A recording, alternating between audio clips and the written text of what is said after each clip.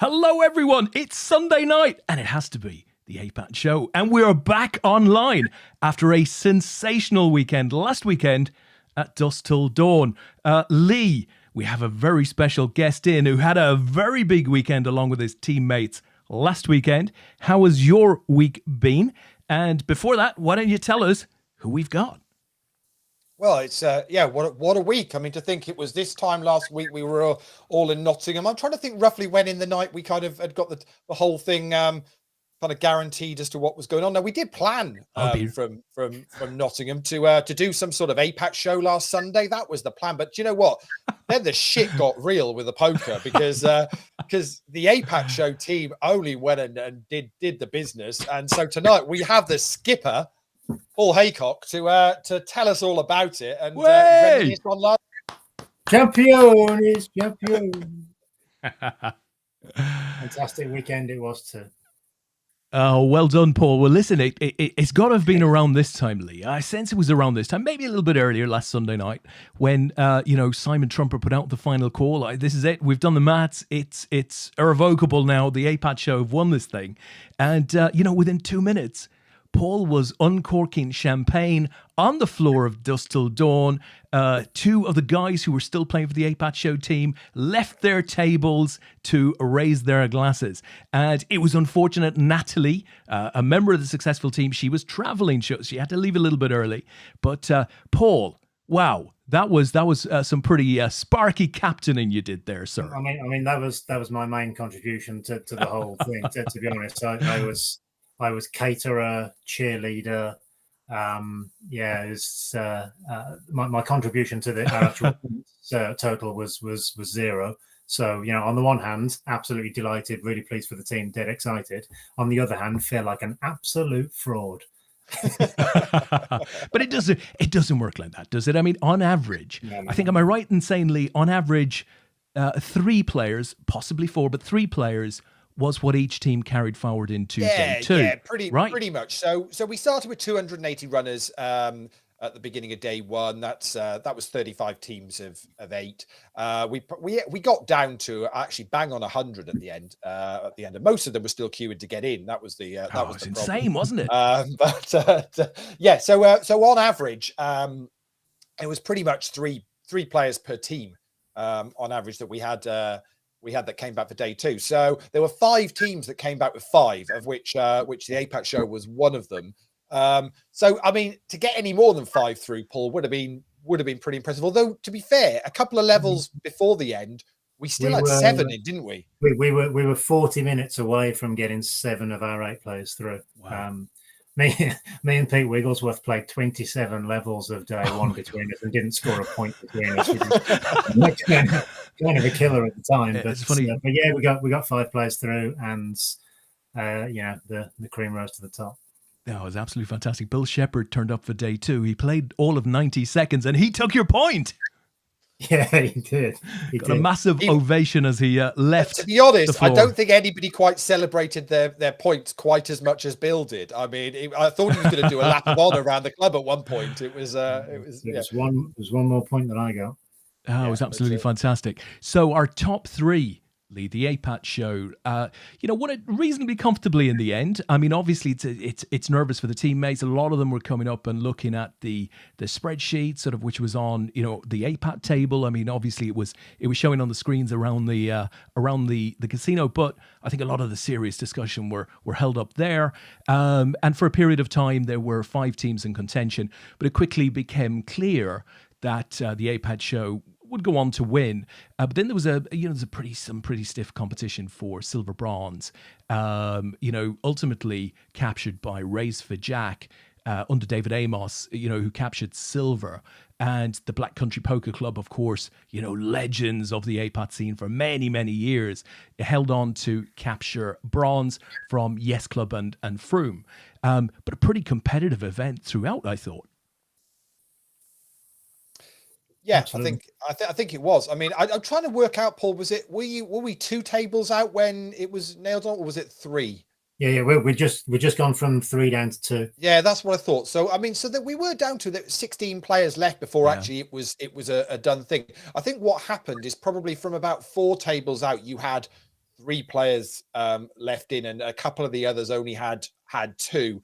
And I mean, there it was a point of, I guess, telling your guys, right, you just keep sitting tight and letting the exits happen. Whilst it's not you, that's only adding and strengthening your position. Yeah.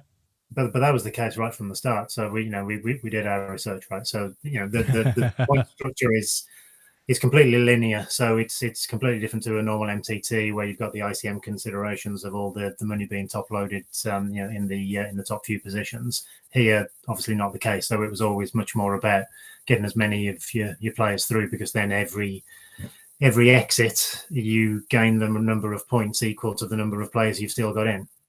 So if you can get 5 through like we did, or 7 like we nearly did, that was obviously going to put us in good shape. And then 4 of those 5, went pretty deep as well. So it was a combination of, yes, we had 3 players go really deep, but we'd also got a chunk of points in the bag. So that made it easier to get it across the line. And the guys, the ones that were left, we had Brendan and Jay and Tom, and they all knew what's what. They all knew what was going on. Absolute ringers, all 3 of them. So I was keeping them updated with the scores. They were keeping an eye on the screens themselves. They knew how far we were away from securing it. So on the one hand, we were having a good time and having a few beers and everything, but we're also keeping an eye on, what do we need to do here to get it over the line, which we did. Well, I'll tell you what, I think we have the moment that Simon Trumper announces the results here. Let's run this for a couple of minutes. Let's just sit back and enjoy the moment. Yeah, let's. With 20 players left, can I have a round of applause for the APAT show, because they can't get beaten. They're going to share £8,000 first prize.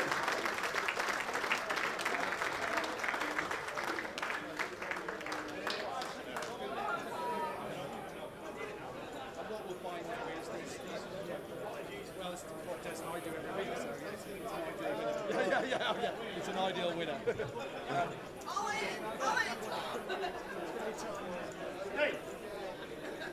Curry.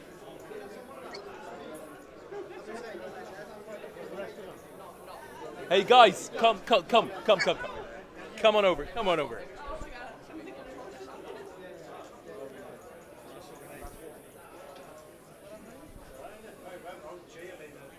on. James.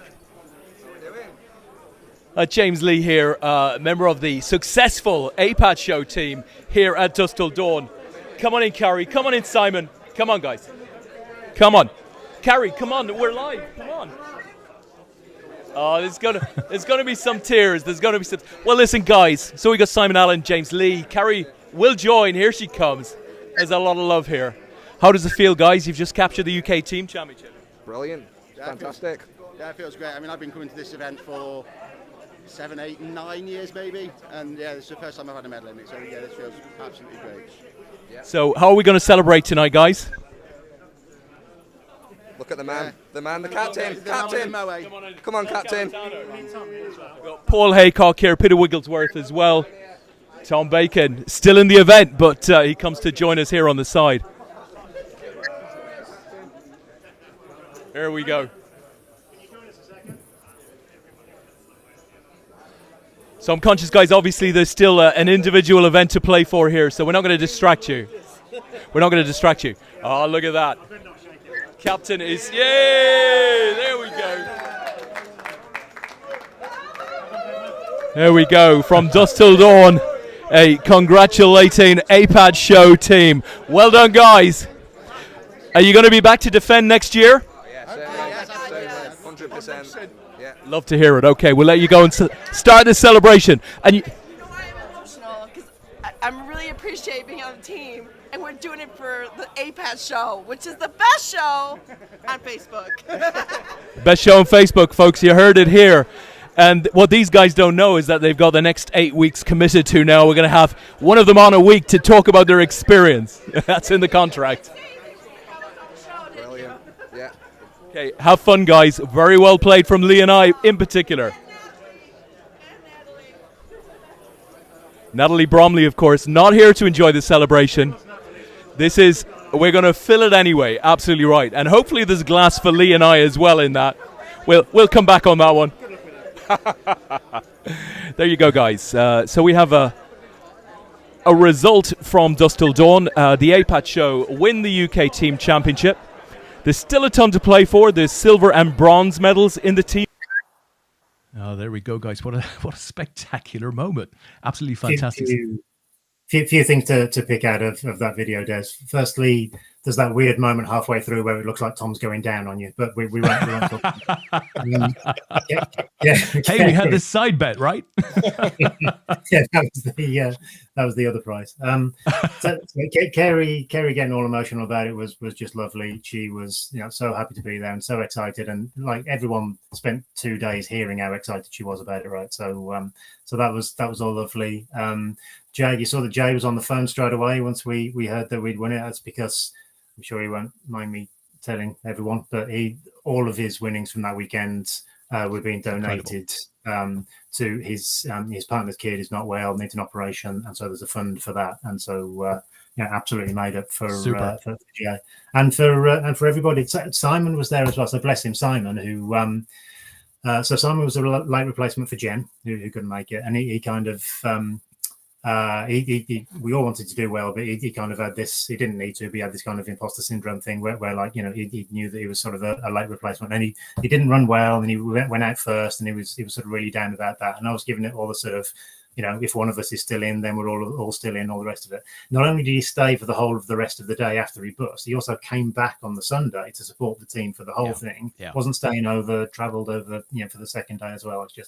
That was fantastic. So I was made up for Simon as well as the whole team, obviously. You had a super bunch of lads and ladies playing for you, Paul, and Simon. I echo that. I tried to speak to him sort of late on day 2. Before there was a result, and he was nervous. He was really nervous, so it meant an awful lot to him. You could see how much it meant to Kerry. You had experienced players in there. He was the first one there on the Sunday. Not playing anything, not there to play cash or play the side event or anything. He was just there to. It's just bad luck. Support it's just bad luck. Yeah. So the APAT show team aside, and obviously we take a certain pride in that, Leigh, right? They didn't invite us to play this year. A certain pride. We take a certain pride. Serious pride, I'm thinking they're not going to invite us to play next year either now. I'm thinking we got to change the name of the show to something else. We get a second team in. But you'd have to say, Leigh, some outstanding performances from Raise for Jack, the Black Country Poker Club, Yes Club, Froome, and others who went close. Agreed? Yeah, absolutely. I mean, it was really close. Going into day 2, you pretty much could go right down to anybody that still had 3 players left in, which was a whole load of teams. I mean, even you take somebody. I was sat in the bar on the Saturday night and chatting with a bunch of the guys, and Dan Austin was there. Dan Austin went in chip leader going into day 2. He had comfortably sort of 50% more chips than the guys second, third on that list, and they still had 3 in. They also had Ken McBride and Scouse was in there as well, playing for the D-Gens. Yeah. Now I called it then on Saturday night and said, you know what, they could very much be in the mix, and they were right up in the mix going into the trying to get into that top 5 positions. Unfortunately, just fell a little bit short at the end there, but they had an absolute cracking run themselves.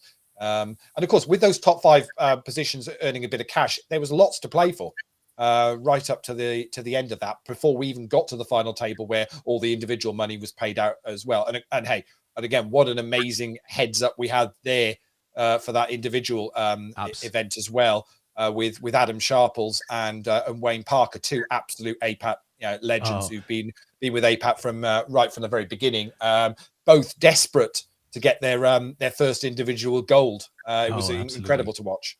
Absolutely. Well, listen, why don't we play out that final hand? This one determined in Wayne Parker was the right side of this. Let's just play. Ace Queen for Adam. Wow. Six. Pocket sixes. Wow. Wayne is the chip leader of that previous double. Flop is 10-6 king. Lead to Jack on the turn or the river for a straight. 3 sixes at the moment are in the lead. And it's all over. Wayne Parker is your individual champion. Well done. Adam Runner. Well, that captured the drama to a degree. I mean, you're going to get it all in with those two hands. Absolutely no issues there. Adam had taken a pretty tough beat a couple of hands prior. Where he'd actually been a pretty significant chip leader up to that point. But those two hands just crushed him.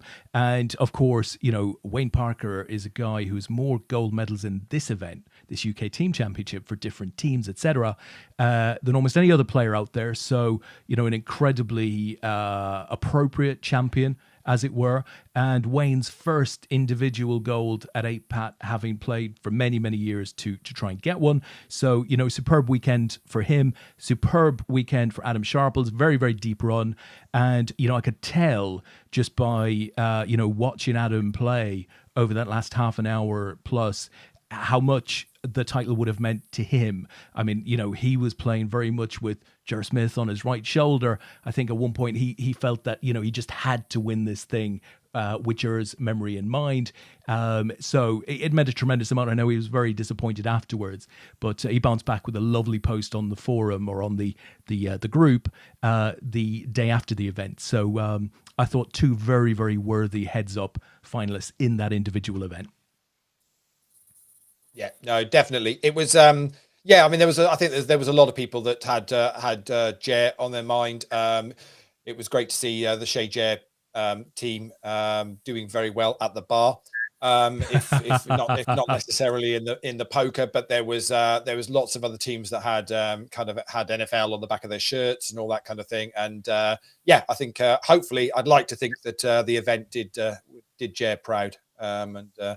Certainly. There was a lot of fun had at the bar, if nothing else. So, and the whole thing. I mean, I'm not going to make this one big APAT show circle jerk, but like your contribution to it, your speech at the beginning, Leigh, and the way the whole thing ran, the event itself. I mean, it had been 2 years since I'd seen a lot of people that were there, and I know that was the same for a lot of the people that were there. So it's those 2 years had been a lot, right? So I think a lot of people needed it and got a lot out of it. So thank you to you guys and to Tom and to everyone at Dust Till Dawn for arranging it, because it was a fantastic event.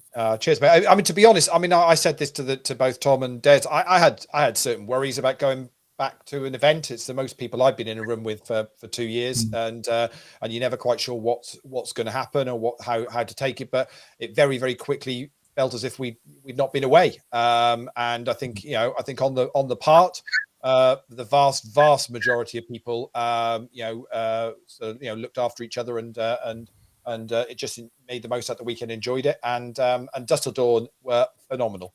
Yeah, we stretched them further than they've been stretched since they've reopened with a soft launch that they did, and they were pretty much faultless for the weekend. I thought the dealers, bear in mind they had a lot of new dealers in that were being trained up as they go. Well, an APAT event is a great event if you're learning to deal, because you get a little bit of slack from the APAT community, because we're all learning to play. So well, exactly. But as I say, I thought Simon Trumper across the weekend was absolutely superb. Really got involved in it. The bit of banter with the first player that bust in the day, and and they were absolutely loving it there. And then Ryan over at the cash desk is putting a call out for the player. There's a seat available at cash. The whole thing was just absolutely superb. The valets were amazing. The food, as always, is brilliant. Bar staff was superb. And say we were another helpful learning experience for Dust Till Dawn in their process of opening up and getting back up to full capacity. So it was really, really good. You put the photo of the big queue up there on my favourite thing in that queue. I think that was on the Friday night, and when the usual Friday night dusk regs turned up, and then found out that they had to queue as well. Some of the looks on their face was just fantastic. I had no idea what was going on. Like, I'll go and stand in this 45-minute queue to play my usual Friday night game, shall I? But pretty much we so the Friday night comp was 250 runners capped. We hit that, and then another 100 or so, or 90 to 100 re-entered. So it was uniques at 250. That was completely gone. Obviously, the main event, 280 runners, all sold out in advance, paid in. we always amaze these venues when we do that. We say they're all bought in. Don't worry about it. No need to. The cash desk, bless her, she was kind of twiddling her thumb Saturday morning, going, "What's going on? We've got 300 people in the card room, and I don't actually need to do anything. This is incredible." Then the Saturday night side event, I think it was 90 sold out an hour before it started. Again, couldn't fit any more in, and exactly the same thing happened on the Sunday with the Sunday side event as well. So pretty much. Dusk Till Dawn couldn't have, we physically couldn't have put any more tables on. And even on the Saturday night, there were between 12 and 15 cash tables going at one point on the Saturday night. So, poker for everybody. There was a beautiful moment on, I think it was the Saturday night. It was probably quite late on when Danny Strange he hoodled up to Leigh and I at the APAT desk. Yeah. Absolutely fantastic. And he said, he looked a bit sheepish, and he said, lads, do you think is there any chance that I could maybe get into this tournament that's starting here? I'd love to get in, but the cash desk have said it's absolutely rammed. No chance at all. But he said, maybe, is there anything you boys could do? He said, I've got 40 lads at the bar that want to get in as well. It was just insane, the number of people that wanted to play poker. It was absolutely brilliant. I've been to a lot of events over the last 15 years, and I have to say, from an atmosphere point of view, for whatever reason, and there were lots of good reasons, I guess, I can't remember one where the atmosphere was as good. I shook a lot of hands. I hugged a lot of people. I kissed people. It was just like being back to normal. And of course, you had that pent up want for people to get back out there and mixing with their mates. Obviously, there was a lot of talk about Ger over the weekend. It's the first time the group as a whole have been able to get together since Ger passed, and I think that brought a special feeling to the event as well. We spoke to some people about Ger over the weekend, and we're producing a compilation video which will come out in the next couple of weeks to align with Ger's 1 year anniversary. And I'm just going to play you one of those videos, a little quote. This is Holdy Foldy here, so let me play this. I first met Ger at the bar. Funny enough, where else are you going to meet Ger? And it was my first APAT game, and I walked in not knowing anyone. And the first people I met was Ger, Carl Liebert, and I nicknamed them the Motley Crew. And they just took me under their wing, and I just stuck with them ever since. Well, that's been for quite a few. Oh, there you go. There was a lot of lovely Ger stories over the weekend, and we'll get to hear some of those in the next couple of weeks. So, with all of that said, Leigh, why don't we focus back in on tonight? So, what are the guys playing out there at the moment? Let's put some poker up. Yeah, we probably should. First things first, let's just do a quick roll back to last week, which was week 47 of Leaderboard Ladders. Yep. And let's just give a well done to, he was actually in Nottingham last weekend. So he'd got points on the board, was kind of in the clubhouse on the Friday night with his online points, wasn't playing over the weekend, and somehow managed to stay there in the end. So to Jeff Talbot, very well done. He ended up top of Leaderboard Ladders for week 47. Matty Ogilvie from Canada did his utmost best to try and hunt him down over that weekend, but could not do it, unfortunately. Richard Rudling-Smith also made it into the top 20 as well. Christine Cruz, Des, who you'll remember from the German team when we played over in Vienna. Okay. Christine also made it into the top 20 last week as well. Carl Rowland was in there as well. So well done to all of you guys. Rolling on to obviously this week.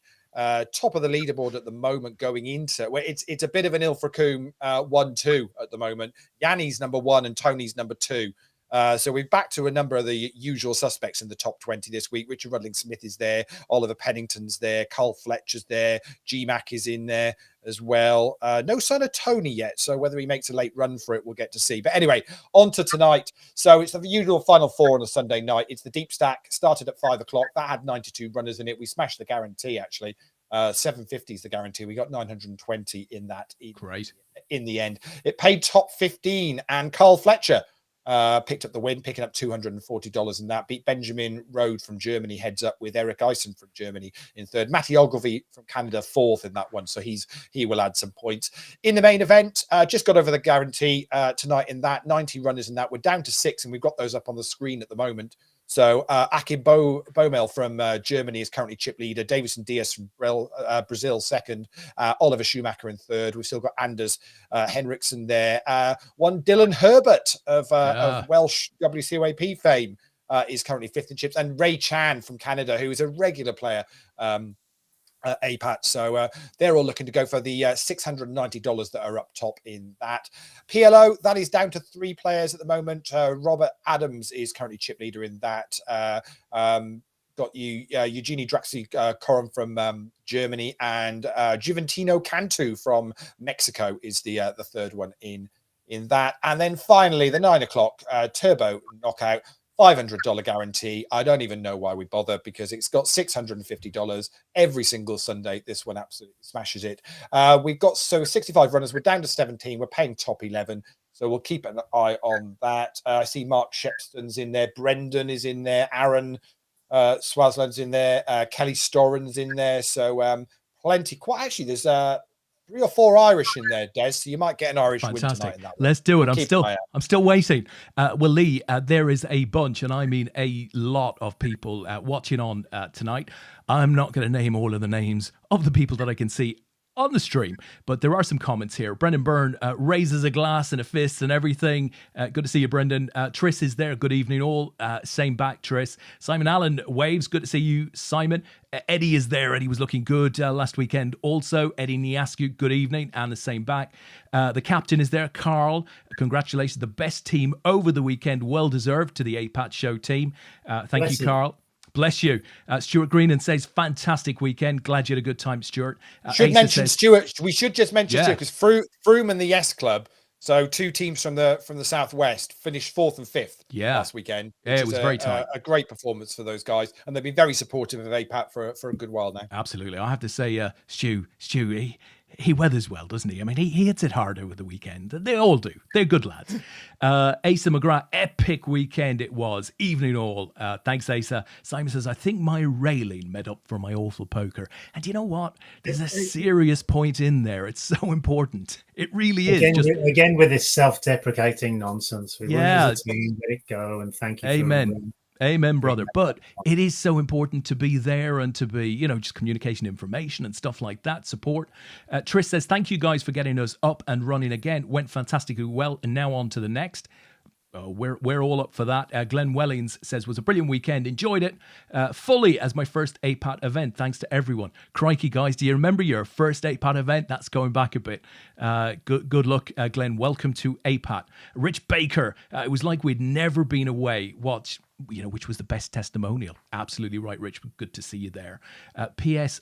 I tested positive for COVID today. That's an interesting one. I didn't know he'd been to the Palace. Yeah, okay. Yeah. Oh yeah, and let's fingers crossed for the Queen. I mean, that was terrible to hear. But I was talking earlier to my family, sort of saying, so many people, we were hugging, we were kissing, all of that stuff, but I hadn't heard of anybody who tested positive for COVID. So it's sad to hear that we've got one. Well, there was. I know there were. I think a couple of people mentioned they'd got pinged on the app for having been in close proximity to somebody that had tested positive. So I think there might have been a little bit of that going round, but other than that, I've not really heard of very much. And of course, it's difficult to know. We're a week on from that. Oh yeah, absolutely. Exactly to know when anything. If you have got symptoms as to when you've had a test, is it related to last weekend or is it related to something else? The timescales on these things now are very difficult to know. It's true. But I'll tell you, as you quite rightly said, Leigh, once upon a time, not too long ago, you wouldn't have been too inclined to attend an event of that scale in any event anyway. So Mr. Pilkington from Dublin says, feck, when he hears about the COVID. Carl says, hope you have a speedy recovery to Rich, as we all do. Carrie is there. Hello all, with a big smile. She was fantastic last weekend. I have to say, not just the playing, but the excitement and the happiness and the tears at the end. That's what APAT is all about. It's not all about serious poker.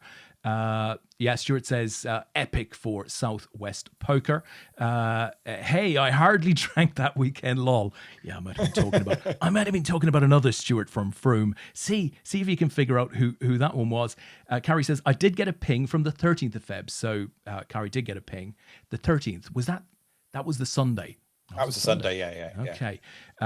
Wigglesworth, one Mr. Wigglesworth, friend of the show. A weekend to remember. Indeed it was.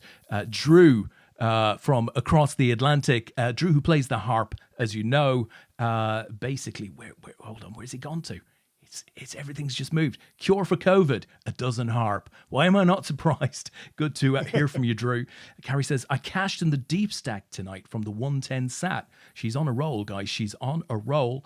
And Peter says, Captain Paul Haycock could be my lucky poker charm. I think he's trying to say he's always got you in his pocket, Paul. I think there's an insult in there somewhere. That's what it is. That's what my poker career has now become. I'm Pete Wigglesworth's lucky charm. Hey, it's not a bad place to be. You get 10% of his winnings, so you just got to make that work for you. Leigh, we are up to date with the chat box. Let's talk poker. Do we really? Do we have to? All right, then let's talk football. I was going to say, do we? No one comes on here expecting us to talk about poker. What we do? No, we should just update. So we've got the final table going on there, as you can see. We're down to 5 players now. We've just lost Anders Bertil Henriksen lost his ace 4 against Dylan Herbert's ace jack. There's a chop possibility before the jack turned up. I think it was on the turn. So so we're down to 5 now. These guys are all guaranteed $162, but obviously. They're looking for the $690 up top, really, ideally tonight. I love how half of the team have turned up onto the show just as we've finished talking about the team event, by the way.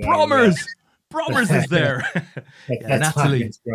Natalie's out there with 3 cups, and a big congrats to Natalie as well. They've just got back from a week skiing. So literally this time last week, she was rushing to an airport to head off skiing. And then they just got back this evening and just in time to tune in for the APAT show. So that's perfect. Perfect timing.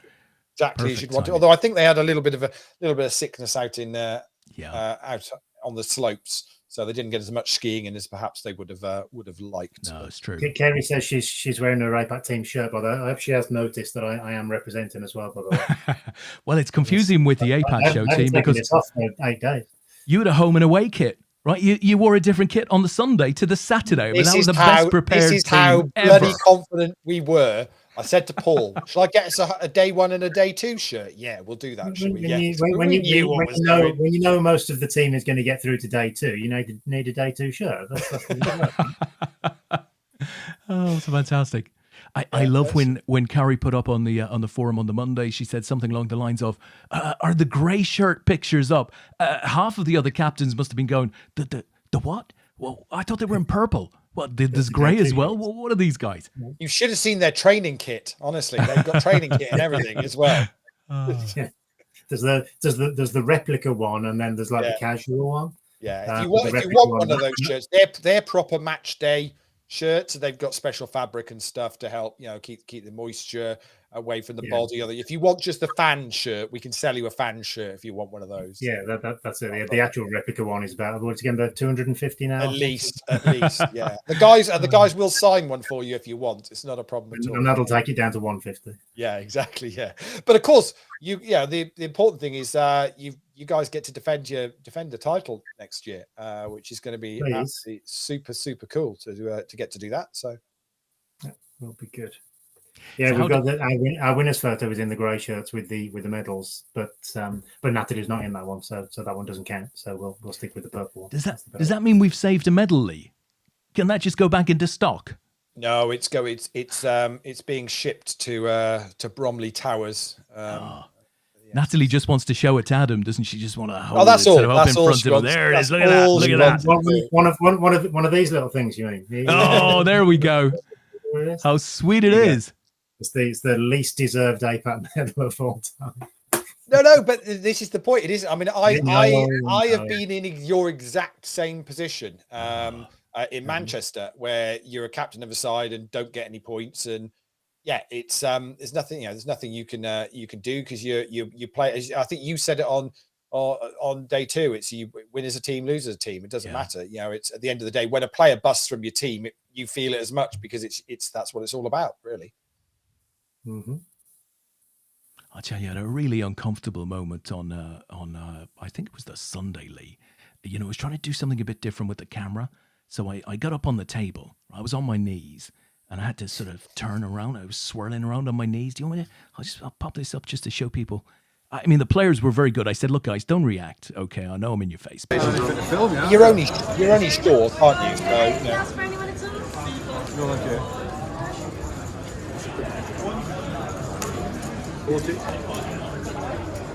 We have just discovered another benefit of masks, though, right? Just wait for this bit of showboating to come up, guys. Just watch this. Here it comes. Then you're gonna fold, yeah? No. Whereas, It's fantastic, right? Love it. My ears.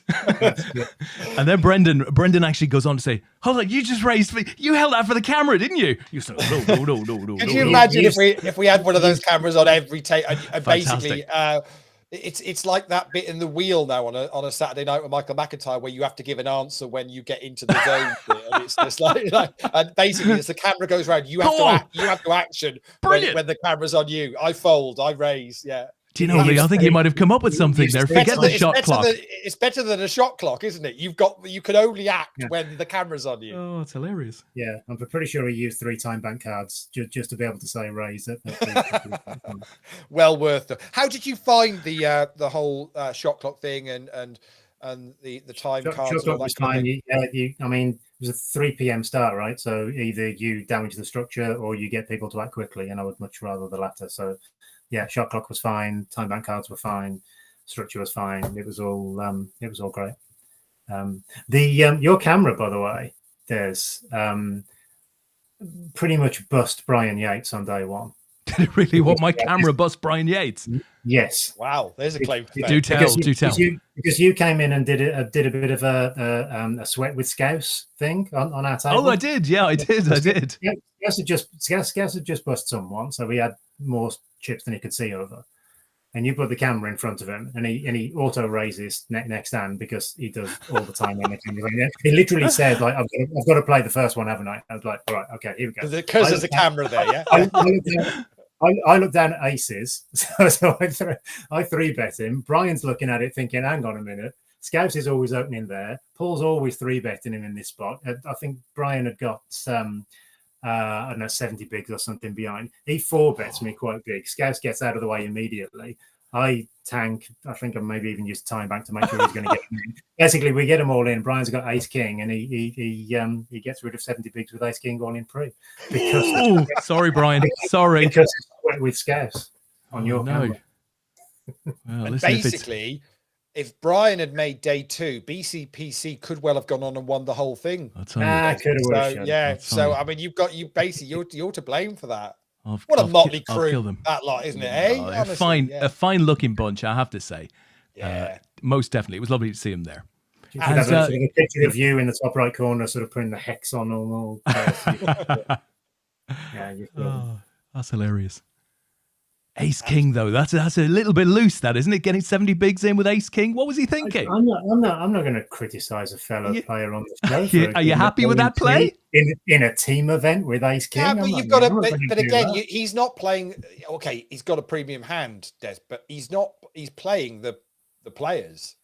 So he, as Paul says, he knows Scouse is going to open light. He knows Paul knows Scouse is going to open light. So Paul is likely to 3-bet. Yeah, so he's there. Yeah, so that's all very, very true. Yeah, it's telling the story, isn't it? Yeah. What's that now? Yeah, that's all very true. As is the fact that he's got more than enough to 4-bet fold. Bless him. Brian's a good player, and he's won more APAT medals than I have, and all sorts. So yeah, I'm not going to criticize. Yeah, definitely not critiquing Brian's play. He saw a spot there, just didn't work out. Team, however, they did criticize because I heard it. maybe the interesting, maybe the other interesting point about that little story, Paul, was the fact that we did camera up Scouse, and we didn't put it out anywhere. We recorded a couple of hands just to see what it would be like to get a bit of insight into one player's play. And did it? I suppose I shouldn't ask. Did it change the dynamic at the table? Because clearly, for one hand, the first hand it did. It absolutely did. But was it a distraction besides? Because it sat there for about 10 or 15 minutes, I guess. No, I don't think so. I think there was just that. It just so happened that very first hand when you first set it up and Scouse. Not only does he open, he also announces that he's only doing that because the camera's on him. And they're kind of affects things. And run like Haycock, right? I get aces in that spot, and Brian's got ace king behind me. So that was the way it worked. I've just noticed. Am I getting shade from my own team? By the way, on the are you getting shade? Let's have a look. Brendan Byrne, APAT legend and dealer of doom. And he's just pointing out that in that hand, I got 140 bigs and still didn't get any points. So thanks for that. There's definitely some shade there. There's definitely some shade. Amazing. Brendan is uber competitive, and he's sort of thinking we could have had that thing won with 40 players to go as opposed to 60. At least I didn't medal bubble the individual event. That would have been terrible. So yes, but Brendan did, he did double cash, didn't he? Because obviously he made the experience, and he flew over specifically for it. He brought his lad with him, and top guy, Brendan. Was Brendan part of your team, Leigh, that won in 2010? He was, wasn't he? Oh, you put me on the spot, yeah. Yeah, I think he was. Yeah, top guy. Stuart Greenan, best move of the weekend. Steve Pugh from Froome. Day 2 at one orbit left. Chucks all his 4-time cards in that time bank. He chucked in all of his 4-time bank cards. In that time bank, 4 players went out. He laddered up. He goes all in, everyone folds, apart from the big blind. He has aces, ends up laddering up 10 more spots for FBG. Crikey. He uses 4 time bank cards before jamming aces. He's like Paul Daniels. He's producing time bank cards from everywhere. People want to see up his sleeves. He's laddering all of the time. 4 people go out as he's throwing these things in, and he ends up laddering up 10. I mean that is both tactical. That is both tactical genius and next level shithousery. Oh, it's all of that. But you know what? If you don't say 10 more spots, if you say 10 more points, that's a hell of a lot of positive motion. We weren't immune from that. There were certain members of our team who were, max tanking every decision down to 3 when we were trying to get it over the line. So I heard Jay Leigh was tanking with ace king at one point. Didn't play it. Oh, it was brilliant. It's fantastic team Simon, play, right? I'm talking to Simon Trumper about it, so it was beautiful. And this is the thing about the team event. If you don't understand the dynamics of what's going on, because Simon Trumper was watching lots of it and kind of looking at me going, what's going on? What are they doing? He's like, there's a guy there that's got 1 million chips, and he's folded and shown ace king, and like, what's going on? So I was then explaining, so James is in a team that are currently top of the leader, and the guy I think he was in the hand with, they were currently 3rd, and so this is that, and he's like, oh, all right, I get it. Yeah, okay, yeah, I fold ace king. Yeah. So it's interesting when you understand the dynamic of what goes on as to how it works. Yeah, just talking about that, the team from 2010. So it was myself as captain. So it also had Steve Redfern, Stu Oliver, John Murray, Will Young, Andy Duncan, Brendan, as we mentioned, and one Wayne Parker. Aye, there you go. That was the last APAT team to do what you guys did last weekend. Team event specialist Brendan Byrne. There you go. Oh yeah. Well, Wayne Parker in there as well, and Wayne won with the London Poker Meetup as well. I think maybe in 2011 or 2012. So he's won at least 3 team goals, and he's won at least 2, possibly 3, but now he's added an individual on top. I think that's the call there. Yeah, and we will get everything will get into the Hendon mob. Hopefully in the next week or so. So that's cool. That's a milestone as well. Hopefully I'll have another team event to look forward to later in the year as well. Could be a good year for team events. The world team. If we get the internationals going. There were some rumors knocking around Dusk Till Dawn about the Worlds in August. I think we can knock that one in the head. That's not going to be the case, but we do want to get out with a Worlds announcement shortly. But you know, I wouldn't be booking your holiday for late August if that's what you're hearing there, guys. Let's just hang another week or so. I think we'll be able to get something out. Yeah, that's the plan. Certainly in the next next 10 to 14 days, we will have a number of announcements. You may well have picked up because the Malta Poker Festival released their full schedule the other day, and Yvonne posted up in the APAT group, and you'll have seen our logo attached to it because we have got an event in May out in Malta. Again, it's not going to be necessarily a full event part of our schedule, but we're fully supporting Yvonne and what she does with the Malta Poker Festival, as we would normally do every autumn. And as she's looking to run this twice a year now, we're very much supportive of what she's doing. And I know plenty of you guys have been out to Malta for events in the past and speak very highly of it. I'm loving, hopefully trying to get out there myself at some point. Just we got an all in a call here. Oliver's got ace queen and Davidson's got ace nine. It's the ace queen at risk. And 9 on the flop, ace on the turn is going to be good enough. We're going to be down 2-3 as we lose Oliver in fourth place. I can't believe how quickly this is going. It's obviously insane. We've been talking about a lot of stuff, but normally the I was looking and the deep stack was kind of still running when we were about coming live, and I thought this is going to be ridiculous. And then the main event, Flummer, the PLO's already finished. I should just give a shout out to Rob Adams from the UK. He finished first in that, picking up $410. Eugenie Draxler Corum from Germany finished second, and Juventino Cantu from Mexico was third. There are currently 12 players left in the Turbo Knockout, so that's on the money bubble at the moment. We're paying top 11 in that one. So there's a few really short. There's 3 of them absolutely super short on that. I've got 3 of them have got less than a big blind. And it's Gary Young, who was just bust in 12th. But Aaron Swaziland and Patrick Kuchera from Czech Republic have both got not even a third of a big blind. I'm not quite sure how they've all been hanging on to try and make the money on that one. But that's money's burst on that, so that'll now start flying through, as well as we're three-handed on here, as Dylan just scoops up a few chips here. He is the short stack on this final table now. Akin Bomel from Germany and Davison Diaz from Brazil. So UK or Wales, should I say, versus Germany versus Brazil here in this final 3. Let's give Dylan a little shout out. I think he's in the chat box, so best of luck getting this thing closed out, Dylan. He's got a little bit of work to do here, right? Yeah, they're guaranteed $300 here, 690 up top, and 445 for the second. Yeah, Dill's got the shortest stack here. Blinds are at 25,000, 50,000, so he's sat on about 14 bigs with 2 of the biggest sets. What do you do here, Paul? Is it just very much looking for an opportunity to get your chips in the middle? Yeah, it's just jam ranges now. And what's he got? 14, did you say? Yeah. Crikey, look at this, guys. Or you pick up a pocket pair. Wow. There we go. He had them right where he wanted them. There you go. That's what you do then. Basically that. Yeah. That's exactly what I was going to suggest.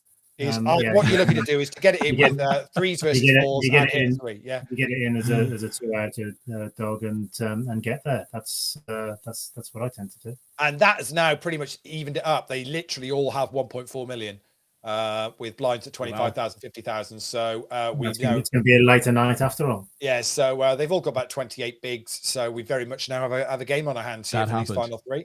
That happened. Listen, Leigh, Peter Wigglesworth out there. Looking forward to the announcement. It's a toss-up between the Malta Poker Festival or the Irish Open for me in April. I mean, very exciting to see the Irish Open back as well, I have to say.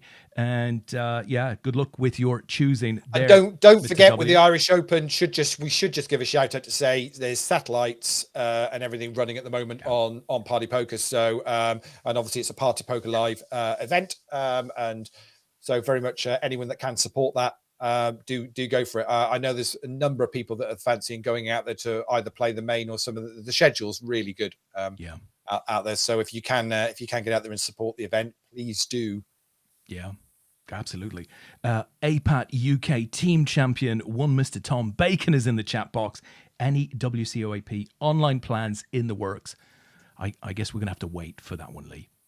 Yeah, but not for very long. Hopefully we're hoping that in the next 10 to 14 days maximum, we'll be able to get some information out to you guys. Exciting stuff as well, because I think so. We've had some good chats with Party Poker over some ideas and where they are, and obviously it's trying to fit everything in, because we're part of obviously a bigger picture of what Party Poker Live are doing as well. We're looking to support them very much, with the recreational poker events. And as last weekend was proven, you'll have seen the Party Poker Live guys there, and they did a number of added value tickets that they gave away across the weekend, and hoodies and or t-shirts and caps and things like that, and other bits and pieces. So they're looking to be very supportive of APAT in this coming year. So as soon as we can get things finalized, we'll let you guys know, so you can start booking things up. Tom Bacon, by the way, who very generously bussed day 2 of the 25-25 at Warsaw in time to get back and listen to the show, which was that's generous. Yeah. You can sit there on your table with your stream playing. It's probably a bit too soon. He bussed just short of the money, so well played and unlucky, mate. Well, I think wasn't Mr. Wigglesworth out playing somewhere tonight, or playing Luton, or?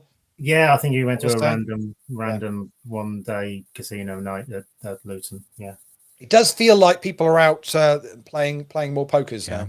Yeah, I'll tell you one thing we did a little bit differently last weekend from previous APATs. We didn't run a traditional live update in terms of cards and player exits and stuff like that.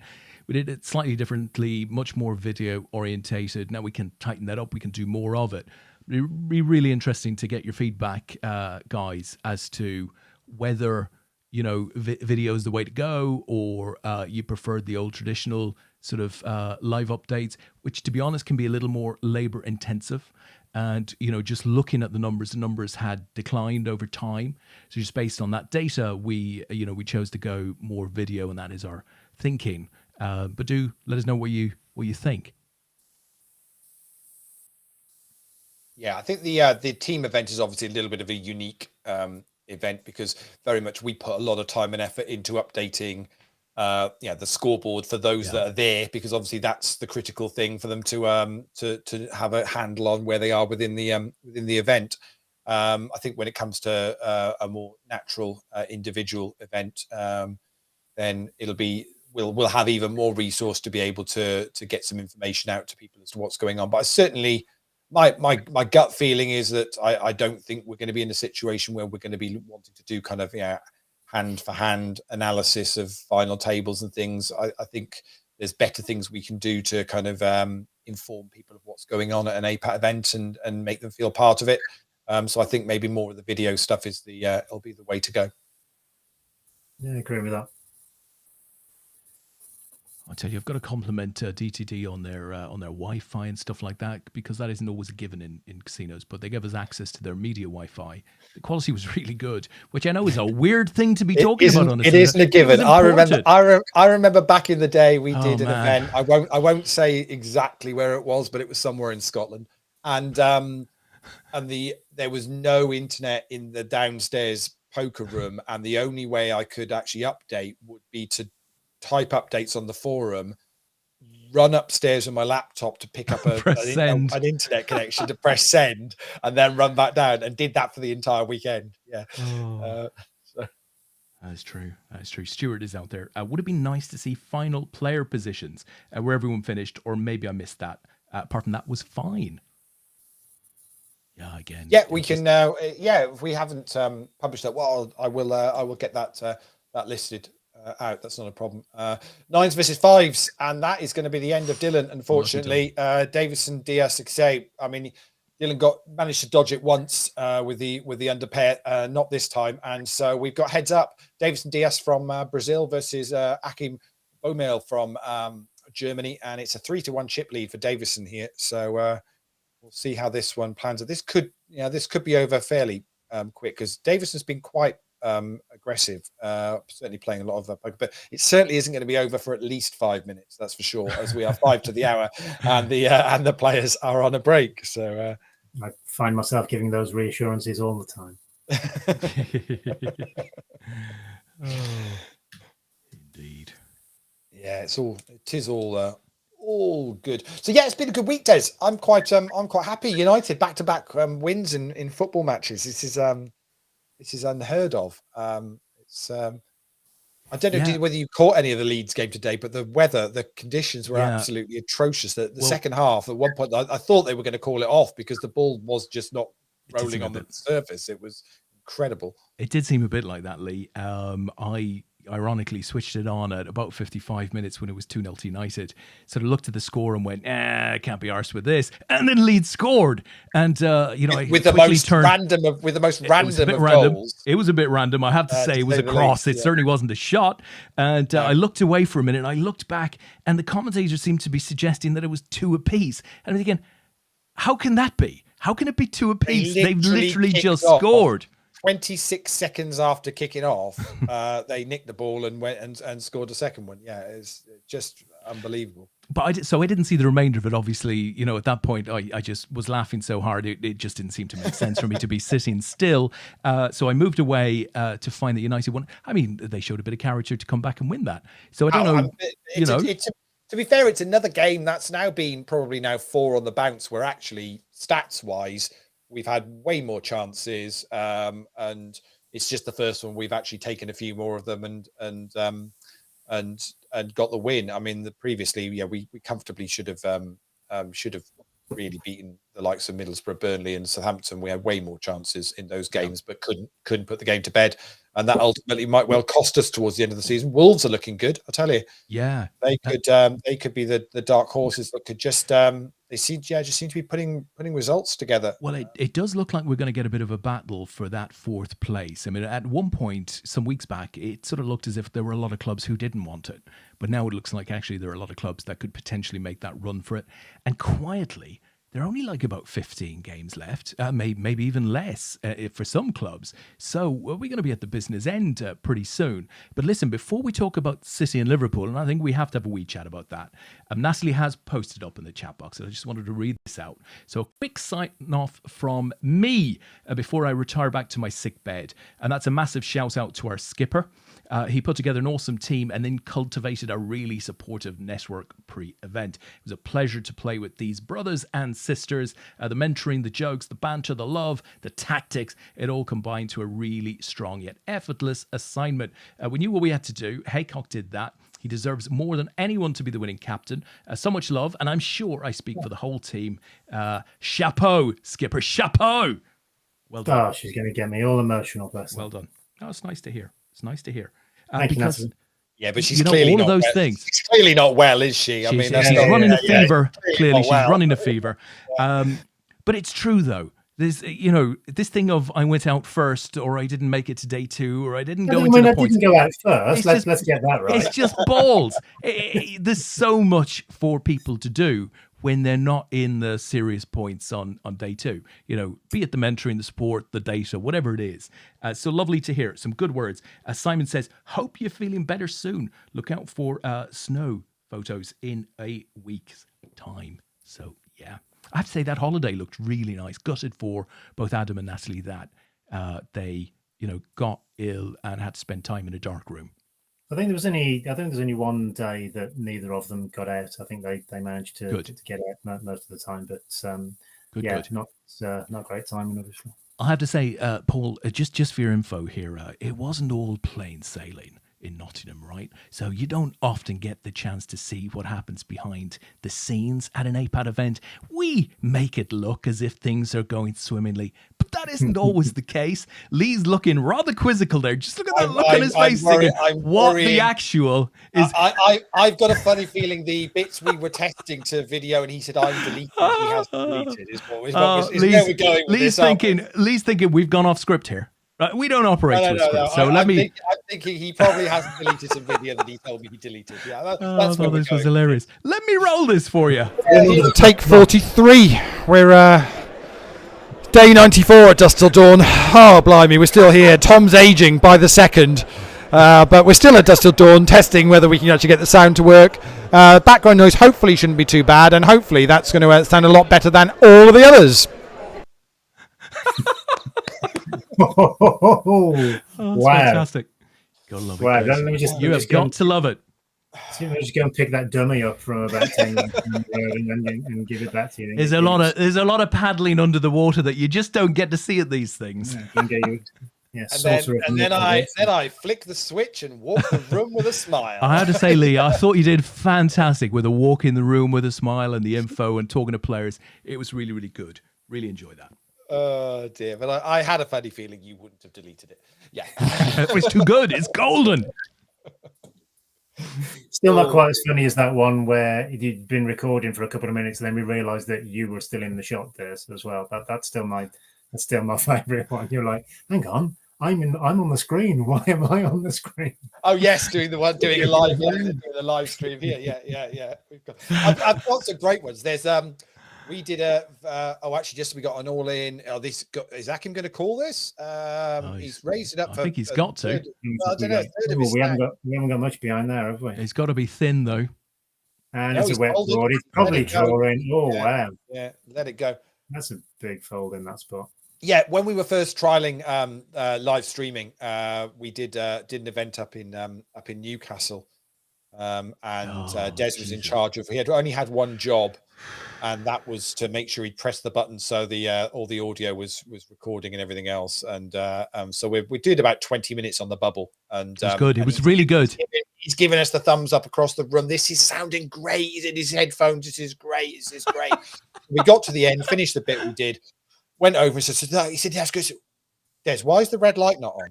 And basically, he's the only one. He's the only one that'd been listening to it. I didn't lie though, Leigh. It was great. It was absolutely perfect. It had gone nowhere else. Yeah. One job. It's not easy. The old tech, It's not easy. The tech and an imbecile. That's just a formula for disaster. Yeah, it's realised. I mean, if you'd have seen the amount of kit we took to Nottingham, because Des and I were just quite unsure of exactly what we would want to use or not use after 2 years.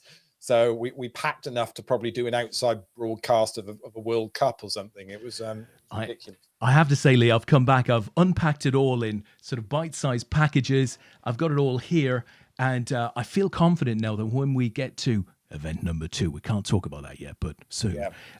Atkins all in. Is hello. Davison going to make the call here? It's about it's only about less than a tenth of his stack. If he wants to just have a stab at this, try and end this. Well, King 9 is more than enough. There we go. Hits a king, and unless we're going to get runner, we're not, and that's going to be that. Davison Diaz from Brazil is going to pick up the win, picking up $691 and 33 cents. Winning the main event tonight. Akim Boel from Germany is going to finish in second, picking up $445. And as we mentioned, Dylan Herbert from the UK is finishes in third, picking up $306. We have got 7 left in the turbo with Brendan Byrne on that final table, although he is the short stack. Mark Shepstone's chip lead. I will just set that one up on the screen. Des, if you bear with me for a second. No worries. Des, you've seen Tristan's post about Race for Jack. Let's have a look. Where's Tristan? You read it out. Read it out, Paul. I haven't got to. There we go. I'm gonna be Des. I'm gonna read out a comment. I can't do the accent. So no, that's my accent. That's actually my accent. Come on. Is it? Well, you just have a go. Have a go. You've actually got a mild West Midlands accent as well. So Tristan's saying, I must give a shout out to Race for Jack, the Race for Jack team, who raised over 3K yet again over last weekend. A huge thank you from me and the rest of the team. Much love. Brilliant, fantastic. I donated to a different thing this time, but I'm a big supporter of Race for Jack, and that's fantastic news. Yeah, absolutely. Absolutely top bombing. I mean, it's just fantastic work, and love those guys. David Amos, really helped us out as well on the day with bringing our media board and stuff. Just thought they were a cracking team, and delighted that they. I was on the first table of the day with David. I've played online with him a lot, but I'm not sure I've ever actually been on a live table with him, and he was both as nice and as difficult to play against as I expected. He's an experienced player. Absolutely.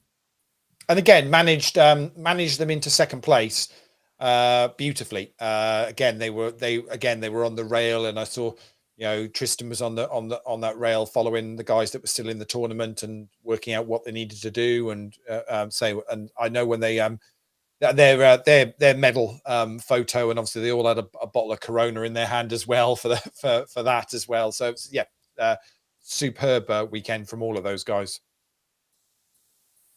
Yep. Completely.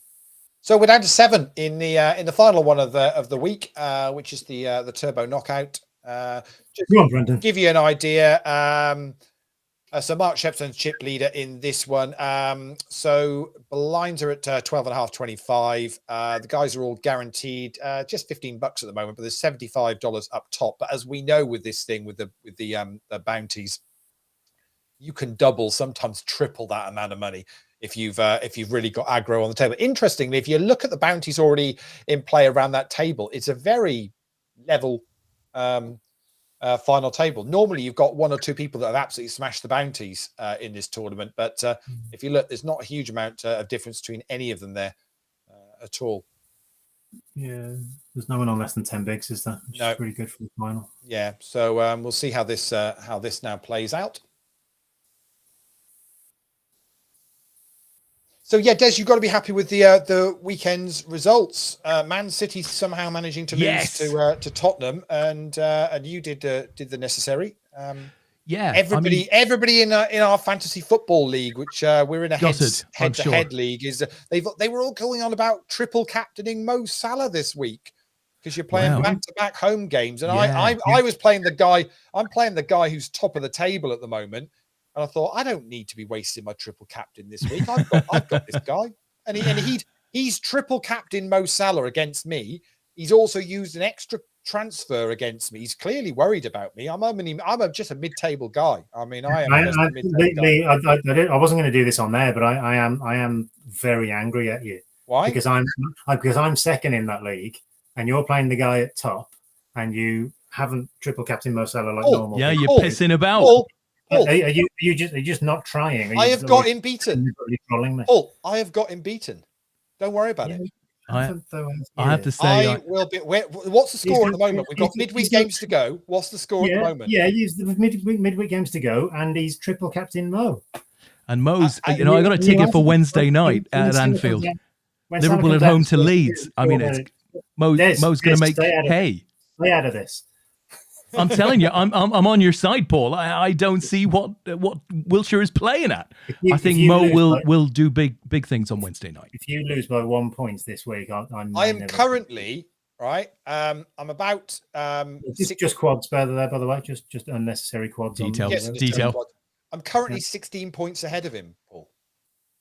Yeah, that's 1 Salah goal on Wednesday. No, but I've got him as my captain, so I've got Salah in as captain. Okay. I haven't got him as triple captain. It's the other 7 players that he's got playing in midweek that are going to beat you, is it? I've got about 6, I think. So I've got doubles playing. I've got doubles. I've got this, mate, for you. I've got this for you. Don't worry. So here's the thing, guys. Look, here's the thing. Fantasy football aside, and a lot of people would have said this 2 or 3 weeks ago that what I'm about to say now is fantasy. Liverpool beat Leeds on Wednesday. Please God, I hope so. Touch wood. Hopefully. Win at the Etihad, a big ask, but nonetheless not impossible. It's in your own hands. We're level on points with them. Level on points. Doesn't detract from City or the danger that they will pose over that, run in, because we know they can win every single game if needs be. But I actually think quietly they've been going through a little bit of a rocky patch. It hasn't necessarily been reflected in their results. But if you look at things like XG and stuff like that, there have been a couple of games that have gone pretty tight for them. And while they definitely deserve to beat Spurs, you don't always get the run. Sometimes freak results happen. I think that was a bit of a freak result driven by Harry Kane's brilliance on this occasion, which has been lacking, I think, for a lot of Spurs this season.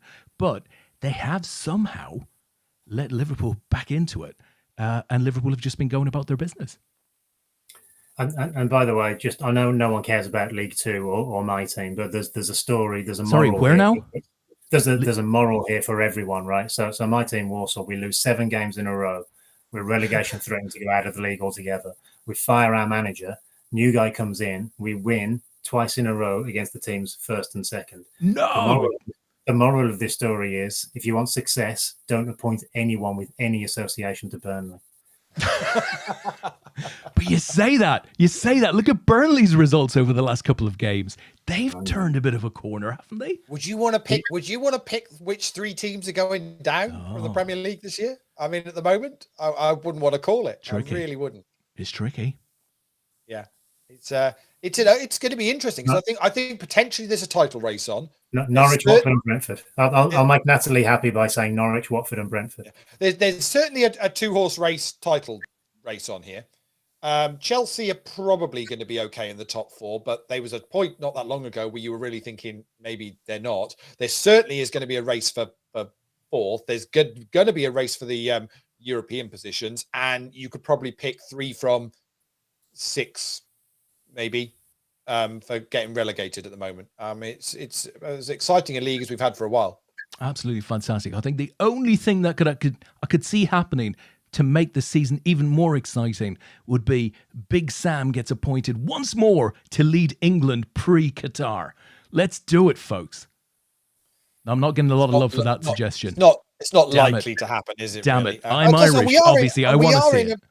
We are in a World Cup year. You forget that. Yeah, I know. That is coming. That very much is a thing. I mean, Paul, you follow England, and you got to go to a number of the Euros games and stuff. Would going to see them over in Qatar a World Cup something that would appeal to you, or just steer clear? Seeing England in the World Cup, absolutely. Going to Qatar, absolutely not. Yeah, fair enough. Yeah, I'm very happy to watch that one on telly. Politics aside, I think we'll do okay. I mean, I think we've got a strong squad. I think it's. I think we've got as much chance of doing well in that as we did in the Euros, and we made the final of that. Although we were obviously a bit disappointed in the final itself. But no, we're in with a shout, right? I think have they just confirmed? Yeah. Is it literally going to be a case of they're just stopping the Premier League for a month or 5 weeks, something like that? In November, is that the plan? And then just go again? I assume that they would have to. I mean, you're probably not going to lose as much time and as many games as COVID affected the season by. So I guess it's manageable now. So Brendan's all in. Brendan needs to hit. He's got some outs though. So many outs. Oh, how have you missed all that? This is all of those, unfortunately. So Roman Campy busts Brendan. Yeah, but it's how far down the league are they? So what about championship teams? Because plenty of championship teams have got internationals playing, for them. No, but they would have to carry on because they play more games. It's much harder to have a winter break or a few weeks off. Do you think there'll be any? I mean, what is there? Nothing you can do? Well, individual teams will be able to get games called off if they've lost more. I think if you lose more than 3 players to international duty, then you can apply for your game to be called off, but there won't be a break as such. I wouldn't have thought. I'm guessing, to be honest. These answers might already be out there, but I doubt that would be the case. I'm looking forward to it. Listen, a couple of comments in the chat box. Mark Shepstone, please don't start talking about Norwich City. I tell you, in stages yesterday, I thought they played very well against Liverpool. Didn't deserve a result, but they looked dangerous. They got a couple of very decent players there. I thought Billy Gilmore, who obviously is on loan from Chelsea, thought he played really well, starting to show again some of the quality that we know he has. But it might be a bit late for Norwich, though. Yeah, a couple of weird ones with Norwich, because I mean, you've got the likes of Campbell, who I thought was an up-and-coming player for Norwich, and then all of a sudden they loaned him out to Bournemouth in the Championship. It seemed an odd one. Just fairly weird one that. Just didn't seem to hit it off with the new manager. I think it was. I'm sure I read about that. He just couldn't get a tune out of him. Very, very. And, I mean, how amusing would you find it, Des, if Frank Lampard's Everton got relegated because of Frank Lampard? I have to say, for both of them, I would be just really happy. Really happy. But oddly enough, Frank Lampard's Everton is the next hurdle for Man City. Man City go to Goodison next. And I've got a sneaky, I had a sneaky suspicion about Spurs. I've got a sneaky suspicion that Everton could make it awkward for City. Now, there's no data to justify that other than these things happen. So I think City have got Everton. They've got to go to Palace. They've obviously got to play at home to United.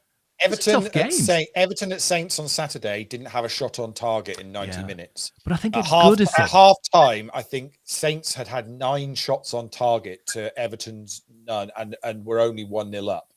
Yeah. I think at Goodison though, Did I see Shane Long scored a goal for the Saints? I mean, I thought Yeah, Shane came had off the bench, retired some came while off the ago. bench, It's good to see. Des, if this is indicative of your level of database decision making, can we play heads up for rolls? No, it's not. It's not. The only thing I would say is obviously it's a Goodison, and sometimes when you're playing the leading teams, I mean, Everton have given Liverpool a hard run over the last 2 or 3 seasons. They really have in Goodison games in particular.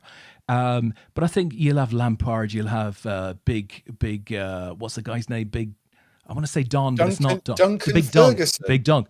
I think Doing you'll have. what? I think They you'll have them, don't play. You do. I think you'll have them waving fists at the players before they go out. Why? This is City. This is Pep. Don't let them rub your nose in it. Why do you think Everton are going to get up for City coming? They haven't got up for anybody so far. Let's just wait and see.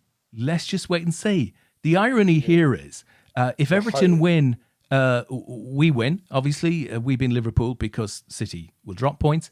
If City win, we win anyway. So there's nothing to fear about this game. Okay, but I think enough, City have got to go to Palace, and obviously they've got that home game against United. I wouldn't necessarily want to be playing United at home because I think the one thing that United are very good at is counter-attacking with pace. So, I think you've got a sort of run of 3 little fixtures there. Given that City have suddenly dropped some points, suddenly they seemingly have let Liverpool back into the race. I think I'll put a little bit of pressure on them. And I know City have a great history in dealing with pressure well, but it'll be interesting to see how this next week and a half, 2 weeks goes for them. Sounds like a Liverpool fan trying to justify why they might still be in the title race. Simon Allen is the voice of reason in the chat. I would back Everton to get relegated way above them beating City. Yeah. Well, they don't. Well, that's the beautiful thing, right? They don't have to win. Hold City to a point. I mean, that's as good as a victory in this type of close run. Hold them to a point and nobble a few of their players. That's basically what we want. Yeah, throw really. 11 across the goal line if you can. We've seen you do it before. Hold some of them up so you're covering off the top bins, as it were, and see what happens. Nobble a few of their players, because what we know about City is that they lack strength in depth. Yeah, yes, exactly. Yeah, you'd have to nobble like 20 players to affect that. Listen, I don't know if this is true, but Alisson, he made the assist for Salah's 3rd goal for Liverpool on Saturday, and some wise owl wrote on Twitter, "There's Alisson with the assist, just 1 fewer assist than Jack Grealish for City this season." I mean, has Jack Grealish only had 2 assists at City this season? That's incredible. He didn't even come on. No. I think on the weekend. No. Get it. All in the call. King 9 versus King Queen. It's the King 9 at risk, and gets there on the river with a straight. Roman Champy doubles up through Roland. Listen, a message here for short stack. Message here for us guys from Carl, sending best wishes to the lovely Di Farrell, who is recovering from a recent hospital trip. Credit to Blue Blood, Poker APAT, and the poker community in general. Well, yeah, absolutely. Hope you're feeling better, Di. We saw Di, of course, last weekend. I hope I didn't put my foot in it with Di. I saw her and she'd looked great, and I told her that she looked great, and she'd said, "Oh yeah, I've lost a lot of weight because I've been really, really ill." I was like, "Oh shit!" Bless her cotton socks. That's backfired. So I really hope that she's okay, and we see her again soon. Yeah, don't like to hear of anyone not feeling well, but it was good to see you, Di. I hope you had a good weekend. Tom Clark says, "Good evening from drunken Glasgow." TC. So Asa says Grealish is currently injured. Yeah, but he hasn't been injured all season, has he? Has anyone noticed? Did he take on Foden's mother? I mean, what's going on there? Yeah, it is. Can we say that? Yeah. Tom Clark says, "Good enough for Europa League, but not Scottish League." So what did Rangers do to bloody Dortmund midweek? They made them 4-2. Yeah, absolutely smashed them, basically. Yeah, absolutely insane. Somebody, Brendan is saying, shout out to Derby. So they're 4 to 5 points off of security now. They were 21 off at the start of the season. So Wayne Rooney's doing a bit of a job there, is he not? Yeah, He is. you can't do much more than that. No, It's absolutely right. I mean, I think he said, I don't know whether you obviously the his documentary came out on Amazon Prime, I think I want to say, and obviously it got most of the headlines for the claim that he was going to go out and injure a player and change his studs accordingly and blah blah blah. But actually, one of the things that actually he did in some of the press rounds he was doing for that, when they were talking about where he is with Derby at the moment, and he and he genuinely said that if he keeps Derby up this year, it probably will be the greatest achievement of his football career. Yeah. Among everything that he's won and done, and top scorer for England and United and all this kind of thing, but that would be it. He thinks that would be his greatest achievement. I say, there we go. I say, double up for Roman. Touch wood, he succeeds. Let's power him into the United role, Frank Lampard style, and see if we can get United down to mid-table ASAP.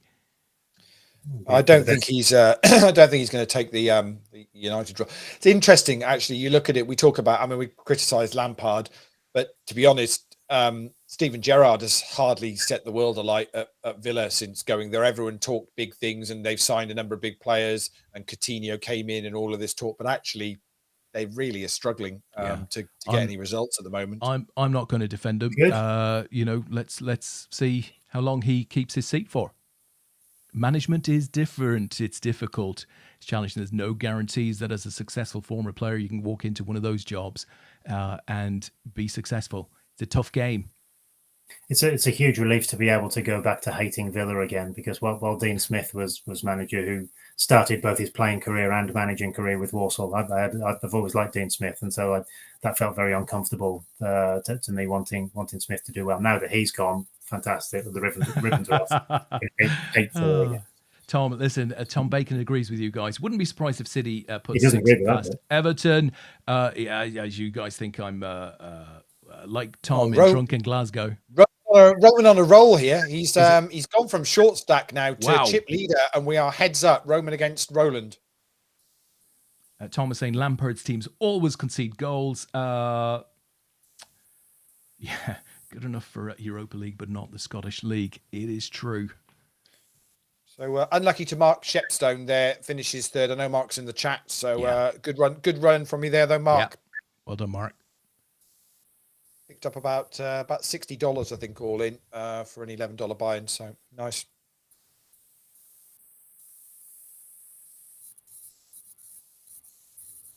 And this is a turbo. This shouldn't take too long now to. Yeah, they're quite deep. There's quite a nice deep heads up. So it's a really nice little tournament on a 9 o'clock on a Sunday night, because it probably runs for about 2.5 hours all in. 30 odd bigs each. I know it's a turbo, and we're going to get there soon, but that's good. It is a nice one.